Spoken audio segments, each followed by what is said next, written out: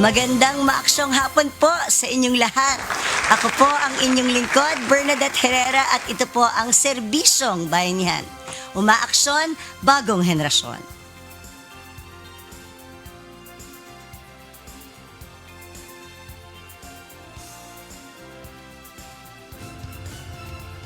Makakasama ninyo tuwing Lunes, Miyerkules at Biyernes mula po 4 o'clock hanggang 4:30 ng hapon dito po sa UNTV. Layunin po natin ang ilapit ang mga serbisyo sa mga taong nangangailangan, hindi lang paliwanag kundi sa aktwal na pagtulong. At bago natin simulan ang ating discussion, panoorin natin ito. Ako po si Janine Proceso ng Oriental Mindoro.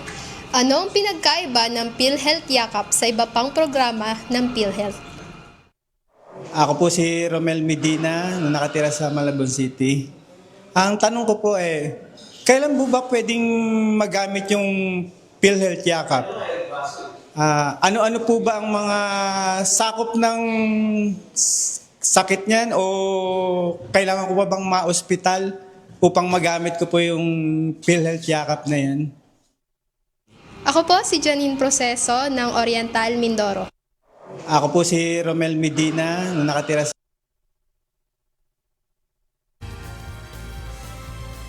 Yan po ang ilan lamang sa mga tanong ng ating mga kababayan tungkol sa PhilHealth Yakap program. Isa po itong programa na nakatuon sa preventive care at primary health services para maagapan ang sakit bago pa ito lumala.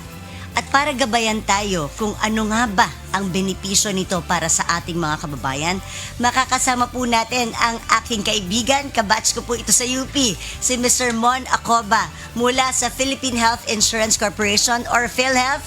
Very controversial. Good afternoon, sir. Mabati po ako sa inyo. Good afternoon, Mon, at good afternoon sa lahat ng mga nanonood. Yes, magandang hapon, BH. Happy New Year po sa inyo and sa lahat po ng mga...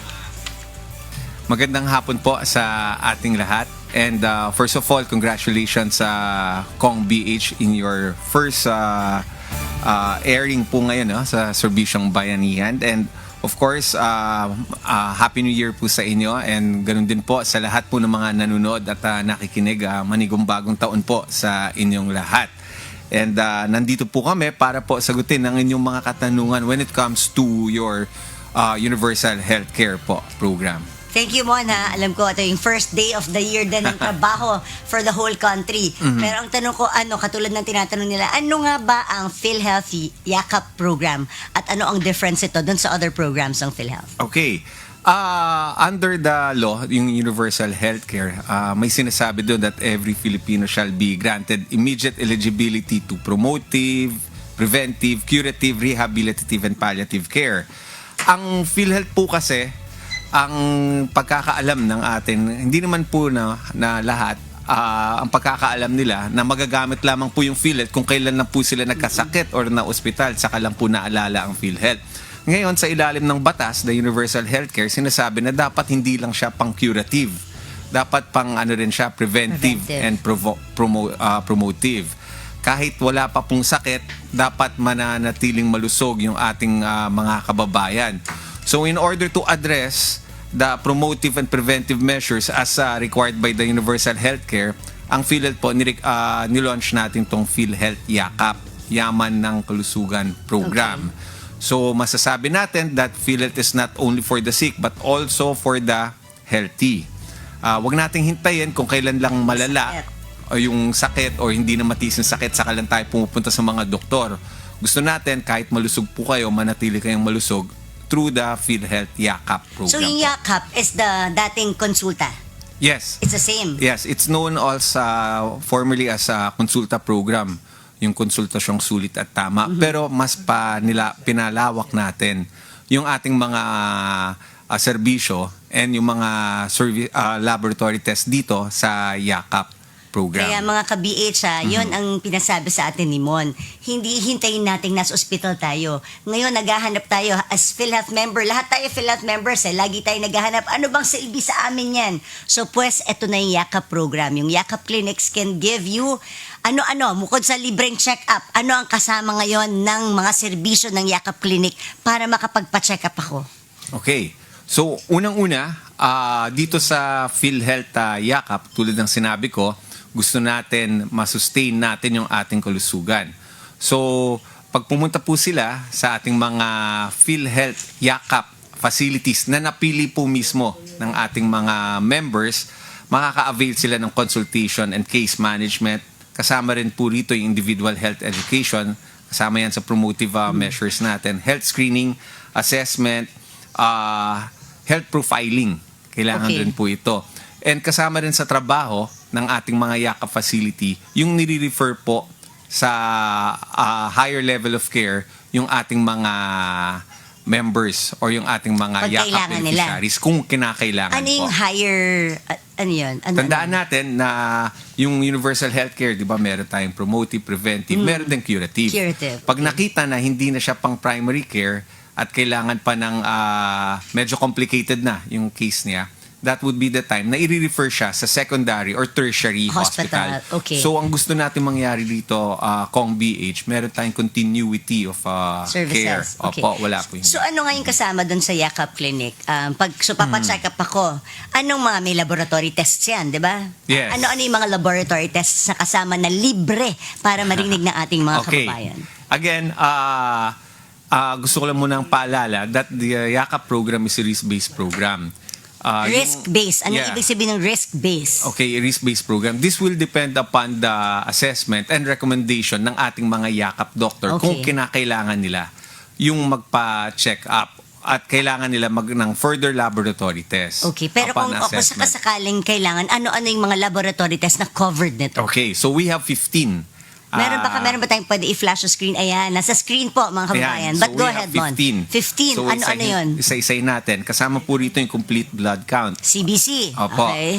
Kasama yung lipid profile. Okay. Fasting blood sugar, oral glucose tolerance test, Yun yung sa asukal. Opo, Oo. HbA1c test, Kung malalaman kung creatinine. diabetic. Oh, Yes, creatinine. chest x-ray, sputum microscopy, ECG, mammogram, urinalysis, pap smear, fecalysis, and FOBT, no? So kasama rin po 'yan.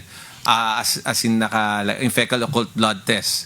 So kasama din po 'yan. So kasama ang mammogram kasama. Yes. Wow ha. So pati pap smear. So taon-taon ito, tama Mon? Taon-taon. Basta Actually- ikaw ay PhilHealth member at registered ka sa Yakap Clinic mo, taon-taon pwede ako magpa-check up at ma-check kung ano ang mga laboratory test na pwede kong gawin. Yes, pwede po 'yan, Kong. Pero as I've said earlier, this is a risk-based program. Yeah. Kailangan dumaan ka sa yung Yakap doctor. Hindi porket barkada mo si Yakap doctor, tapos ikaw mismo mag-initiate, no? Dapat si Yakap doctor ang mag-recommend. Okay. Opo.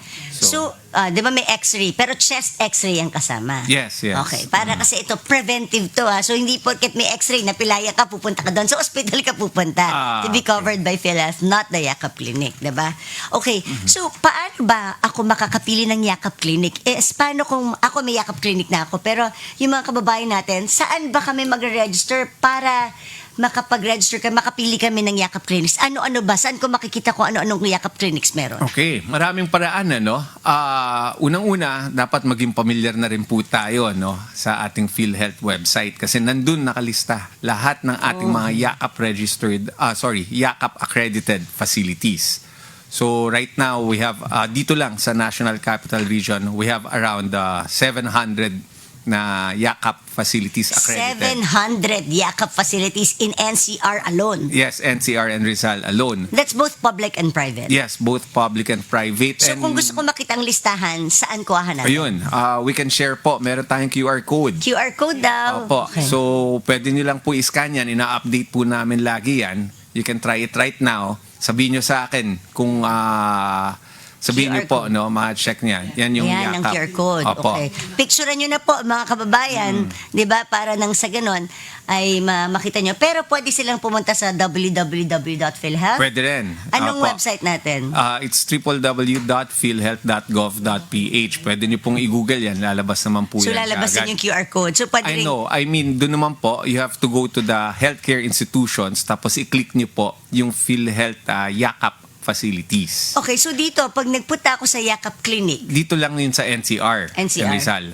okay, Opo. kung pupunta ako, napili ako ng Yakap Clinic, so doon, makakakita ako ng may x-ray, may ECG, may ultrasound facility, yung Yakap Clinic na mapupuntahan ko. Lahat ba yan nandoon na sa isang Yakap Clinic? Okay. Meron tayong ibang yakap facilities that they enter into a memorandum of agreement. We call it service level agreement. Okay. Na nakikipag-partner sila sa mga facilities na may kakayahan na ibigay yung mga services o yung mga diagnostic test na nabanggit. So hindi tulad ng nagiging chest one-stop X-ray. shop yung Yakap Clinic? Opo. Hindi, meron iba na kumpleto. All of those, tulad ng mga hospital-based natin na Yakap clinics, of course, kumpleto na po. Yeah, that's right. Pero meron din naman mga health centers na Kumpleto. accredited as Yakap clinics that they will refer you naman doon sa mga partner laboratory facilities na Pero medyo pumasok sa mahirap din yun. SLA. Sinasabi ko nga sa PhilHealth noon kay President ninyo. Sabi ko, alam mo, dapat ngayon lang tayo papayag na may accredited silang facility. Dapat after a year or two, dahil nabayaran na sila ng PhilHealth, para po sa kaalaman ng lahat, meron kasing nakalaan na budget dito na 1,700 pesos per patient.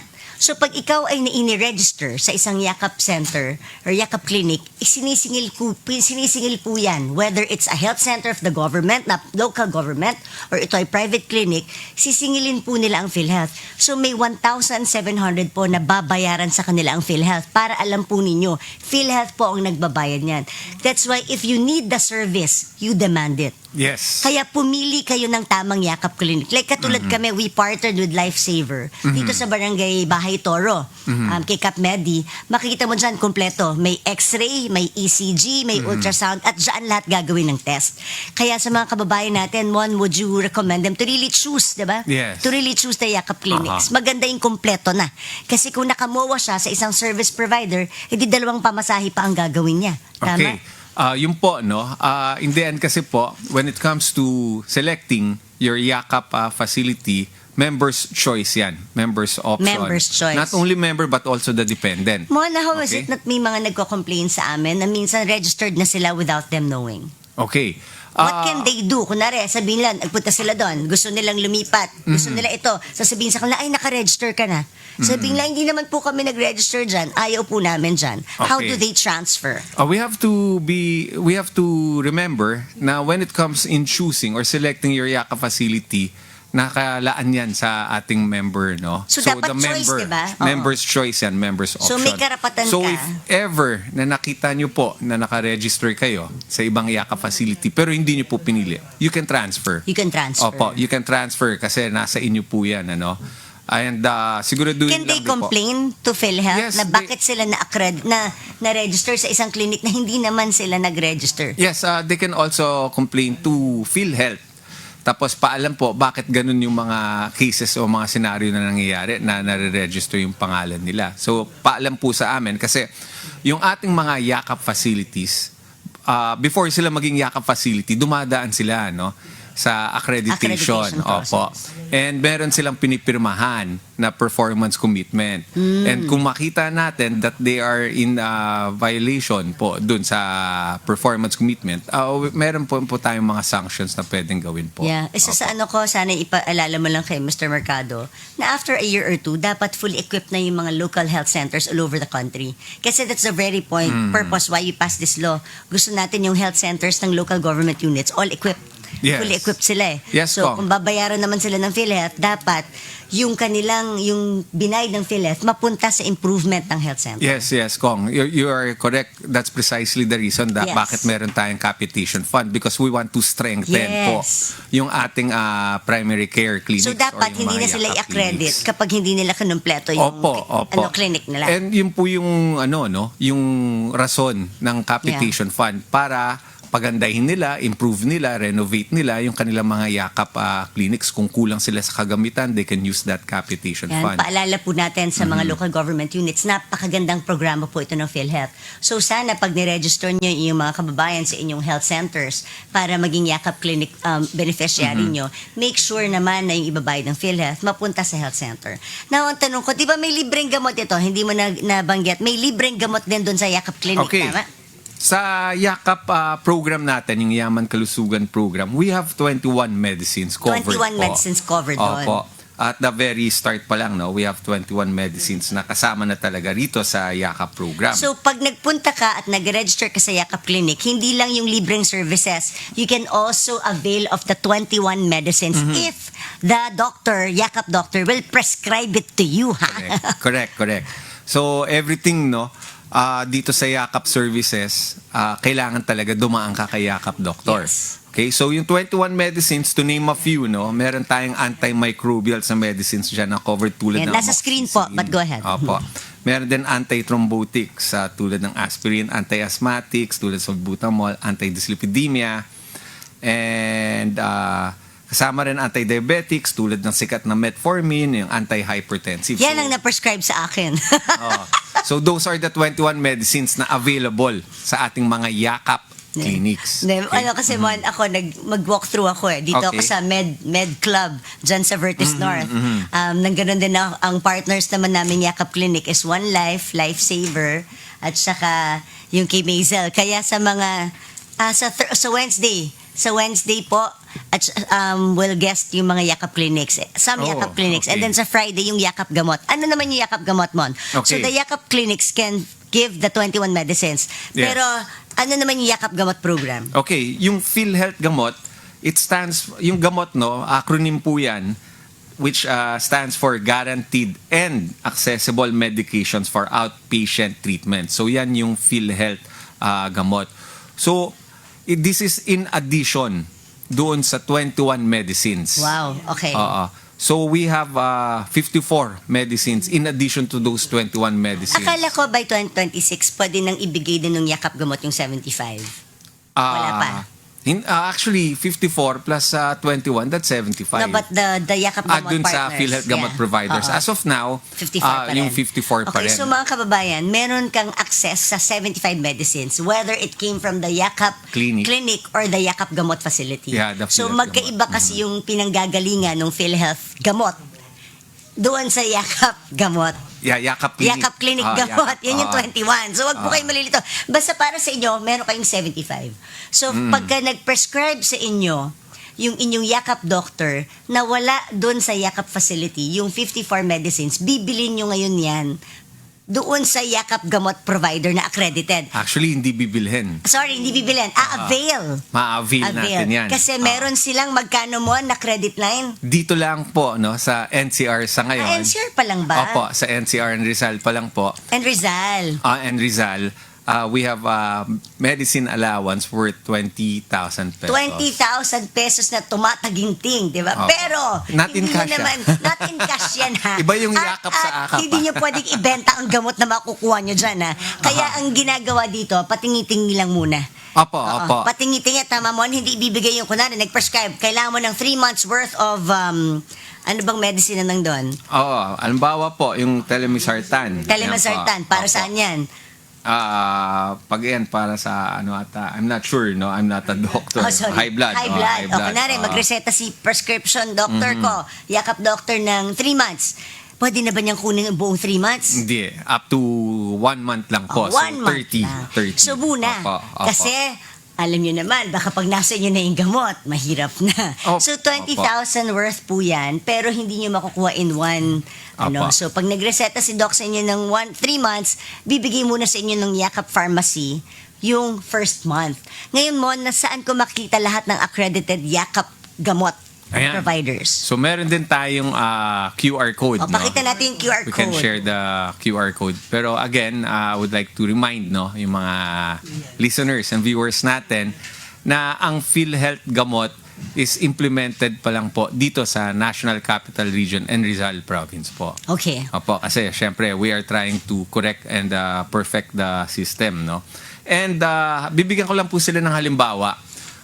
Yung mga medicines po natin, meron na pong ano yan, corresponding price yan. Okay. Halimbawa, yung napag-usapan naman natin yung Telmisartan na Magkano ang isa? naka-fixed rate yan at 10 pesos. At 10 pesos. So, ganun yung i-compute yun. So, kunwari, niresetahan ka 30 days. times 10 pesos. So, mamabawasan ng magkano yon?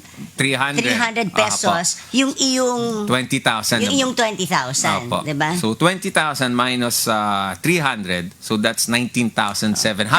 Kaya kanina sinasabi ko, ako meron akong, nagamit ko lang 100 piso eh. Kaya ang aking 19,900 na lang yung aking balanse.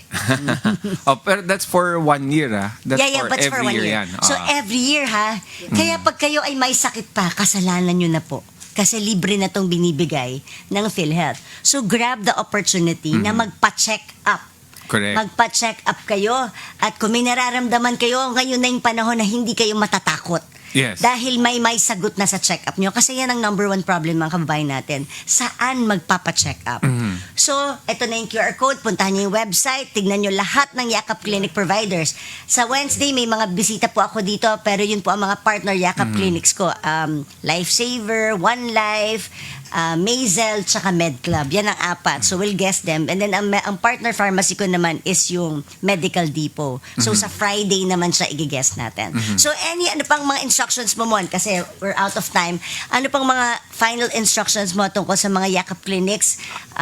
Or anong maipapayo mo sa ating mga PhilHealth Okay. members? At paano kung hindi ka PhilHealth member as of now? Well, you have to register, no? Okay. Ang pinakamadali, you go visit ang ating mga PhilHealth local health insurance offices. Yung listahan nasa website natin. We also have PhilHealth Express office nasa mga super malls. Oh, okay. Oo, nandun. You can also register yourself as a member. Online meron? Meron din po. You go directly na rin din sa ating PhilHealth website sa www.philhealth.gov.ph. So, yun ang pinakaunang requirement in order na makasali ka rito sa PhilHealth Yakap. So, kung alam mo na yung PhilHealth ID number mo, ganun din yung mga dependents mo, you declare them para magkaroon sila ng sarili nilang PhilHealth ID Diba number. lahat yan? Yes. Lahat, kahit yung mga bata, yung mga nasa Yes, schools, kahit lahat baby ng po. mga public schools, lahat ng mga hospitals. Kaya dun sa mga private companies, I can partner you with Yakap Clinics. Yes. Pwede niyo po gawin yun sa lahat ng empleyado nyo on top of the HMO. Diba? Meron, so Correct. kumbaga, pwede mo nang i-expand yung HMO mo kasi yung basic kunin mo na sa PhilHealth. Diba? And then, yung mga private schools, private colleges, lahat po na empleyado at saka mga estudyante nyo, covered po ito lahat ng PhilHealth natin. So, kung alam nyo na yung PhilHealth ID number mo, that would be the time na magpaparegister ka na as a Yakap beneficiary. Okay. And kung Yakap beneficiary ka na, ikaw po mismo ang pipili ng Yakap facility Ng Yakap mo. facility. Of course, for practical reasons, ang piliin mo yung pinaka-available, pinaka-accessible, saka yung pinaka-convenient. Pinakamalapit sa'yo. Opo. Diba? Tsaka At saka pinakagusto mo. ako pinakakompleto. Kompleto. Ako Opo. kaya ako nag-med club tsaka lifesaver ang partner dahil sila yung nakita ko talagang kompleto. Ayun. So anyway, thank you very much, Mon, for your time. Wala na tayong oras. Okay. Marami pa. Kaya this week is talagang inano namin for PhilHealth Gamot. Sana po kung may mga katanungan kami, saan pwedeng tumawag Yes. ang ating mga kababayan? Pwede natin i-flash yung ating... Flash natin sa screen. Ayan. So, you can also check on our PhilHealth website, first of all. Nandun din yung mga directory ng different regional offices natin. And at the same time, you can also email us at actioncenter@philhealth.gov.ph. And yung mga phone numbers natin, marami yan. You can check din Flash po natin. natin the phone numbers. Nako. And meron din tayong PhilHealth Facebook. Opo, na naabangan po yan ng ating mga social media department po. Nako, thank you very much. Mon, ano bang posisyon mo dyan, Mon? How do I... Sa public affairs. Director ka ba? Hindi pa. Si Mon, ako pa po. Thank you to Vice President Lico Of course, for allowing of you. course. Bernadette, thank you. Na-miss ka namin, wala ka dito. Yeah. But anyway, sa lahat ng ating mga kabayan, it's high time na magpa-register na kayo sa inyong Yakap Clinic. But hindi nyo pa alam kung ano ang PhilHealth number nyo, pumunta na kayo sa PhilHealth Regional Office because agad-agad naman lahat tayo ay member ng PhilHealth. So ano pang hinihintay nyo? Mag-register na kayo sa PhilHealth, magpa-check up na kayo. 'Di ba? Prevention is better than cure. Ayan. Maraming salamat, Mr. Mon Acoba. Thank you, Kong BH.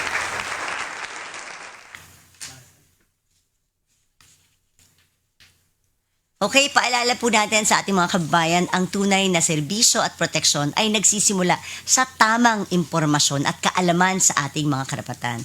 Kapag alam natin ang ating mga karapatan at serbisyong maaaring ma-avail, mas magiging handa po tayong pangalagaan ng ating sarili at ang ating komunidad. Ito po ang Serbisyong BH, Umaaksyon, Bagong Henerasyon. Isang segment na patunay na naglalapit sa tulong at solusyon sa bawat Pilipino. Ako po si Bernadette Herrera. Samahan niyo po kami tuwing Lunes, Miyerkules at Biyernes mula 4 o'clock hanggang 4:30 ng hapon.